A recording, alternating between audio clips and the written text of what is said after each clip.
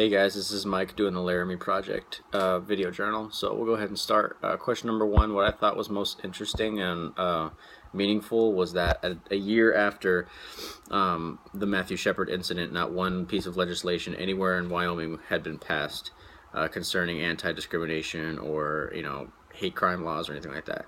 So what does that say about the true thoughts and the true nature of Wyoming people? Moving on to number two, a couple values that I saw represented in the world. The two values that I saw, or the two concerns I saw, one was the clash between an older and younger generation, and two was the clash between religion and secularism, and those two paired up and separated a lot, but the conflicts were evident throughout. Typically the older generation held the conservative view and religious view that homosexuality is wrong, it should be condemned. And in the younger generation, the secular view was don't condemn people for lifestyle choices. We want to stop discrimination against people for lifestyle choices, for race, that kind of stuff. So the conflict between the two, there were several examples of it: the funeral protests, the various interviews with characters, the conversation on the street with the pastor. There's several cases of these two values being displayed throughout this play. Something I didn't understand with the play, so everything was actually pretty straightforward in this play, but what I did was I did some historical background research on the acceptance of homosexuality as a concept in the late 90s, just to get a frame of reference for this play for me and help me put it into context.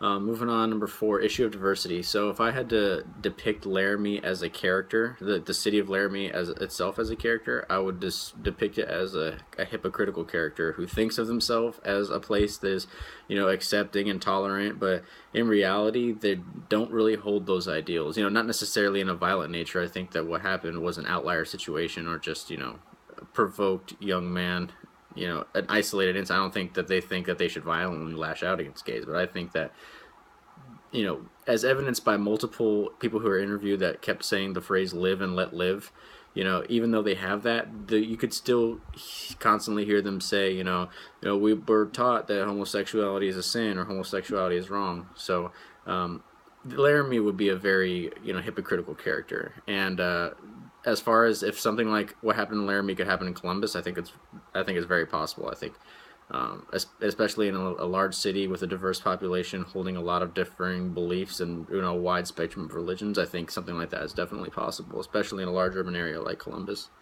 Moving on, three examples of why Laramie Project was how it was episodic in nature. So number one, it was an early point of attack. It started off with the production crew going in there, just dipping their toes in the water and getting a feel for the place and starting the interviews and telling the story from the ground up and bringing everything along. Number two, there was many different characters. The wide range of people who were interviewed all had their little part to play and their little say in the story, but also the actual description of the main characters in the plot line. And in the trial. And then number three, not only were there a lot of characters, but there were many different places. So many places throughout Laramie. Even though it was centralized in Laramie, there are still a lot of locations in Laramie, in other states like Fort Collins, where the gay bar, and the place where Shepard was staying when he was hospitalized. And also it was just, it had countrywide, effects, the entire thing that was going on. So many different locations. That kind of, all those three examples kind of prove that it was episodic in nature. And then lastly, the two questions I have about the play. One, why did the playwrights focus so much on Reggie Flutie, who was the cop who got AIDS by clearing the airway for Matt Shepard when he, she didn't use gloves and she got AIDS through her hands because she had cut in her hands.